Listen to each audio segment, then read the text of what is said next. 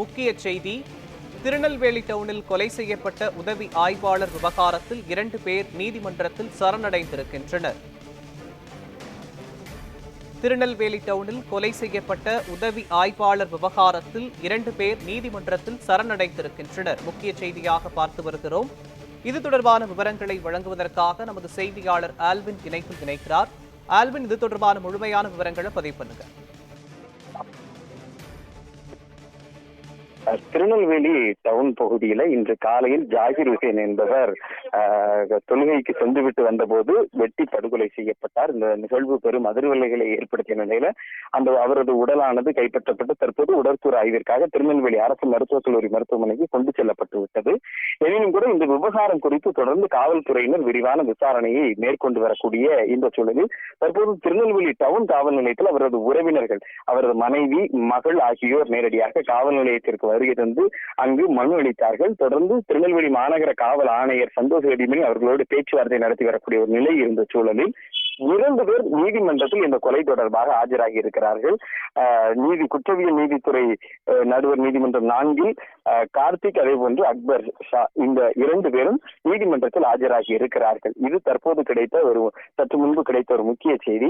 அதே போன்று இங்கு பேச்சுவார்த்தைக்கு ஈடுபடுவதற்கு முன்பதாக அவரது உறவினர்கள், அதாவது பெற்றோர், அவரது மனைவி ஆகியோர் சொல்லக்கூடிய ஒரு நிகழ்வு என்ன, இந்த விவகாரம் குறித்து ஒரு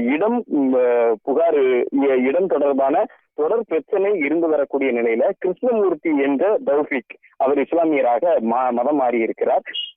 அப்படி மாறி இருக்கக்கூடிய அவருக்கும் கொலை செய்யப்பட்ட ஜாகிர் ஹுசேனுக்கும் இடையிலான இடம் தொடர்பான ஒரு 32 சென்ட் நிலம் தொடர்பான தொடர் பிரச்சனை இருந்து வந்ததாகவும், அந்த பிரச்சனையினுடைய அடிப்படையில கிருஷ்ணமூர்த்தி என்பவர் காவல் நிலையத்தில் கொடுத்த புகாரினுடைய அடிப்படையில PCR வழக்கு, அதாவது வன்கொடுமை தடுப்பு வழக்கு என்பது கொலை செய்யப்பட்ட ஜாகிர் ஹுசேன் மீது பதிவு செய்யப்பட்டிருக்கிறது.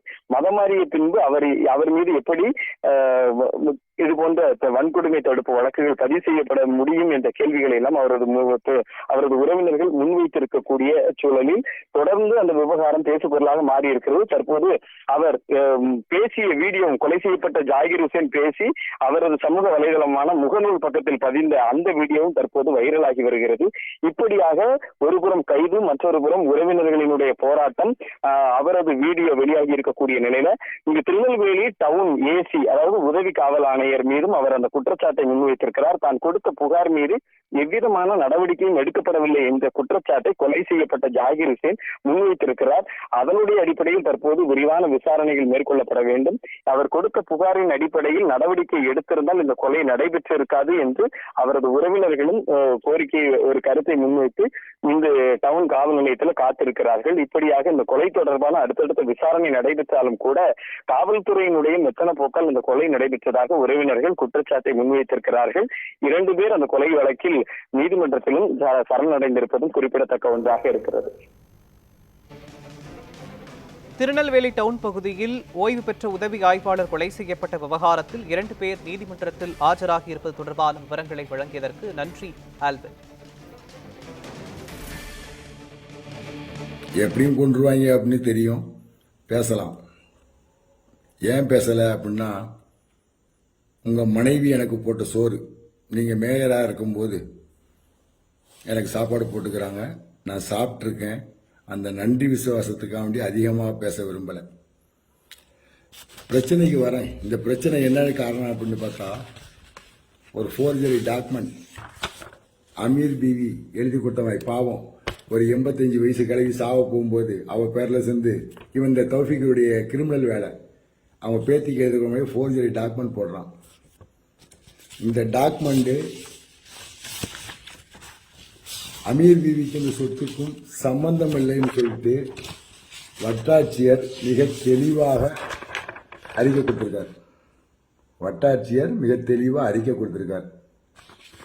இது சம்பந்தமாக வக்பு தீர்ப்பாயத்தில் 303/18 வழக்கு தொடர்ந்து நடைபெற்றுக்கிட்டு இருக்கு. இந்த 36 சென்ட் இடத்து பக்கத்தில் டவுன் சர்வே ரிப்போர்ட்டில் கூட 2010 வாங்கினதில் முர்த்துஜாகான் தைக்காவுக்கு பாத்தியப்பட்டது தான் 2591 அப்படின்னு தெளிவாக இருக்கு.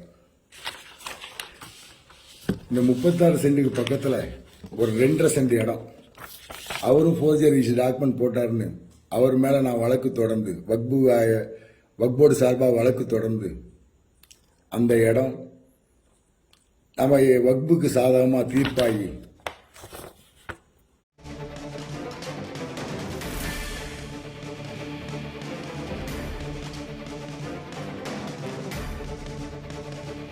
படைக்கிறோன்னு எழுதி கொடுத்துட்டு போயிருக்காங்க. தோத்த கேஸுக்கு அவளுக்கு நஷ்டீடும் கொடுத்துருக்கேன்.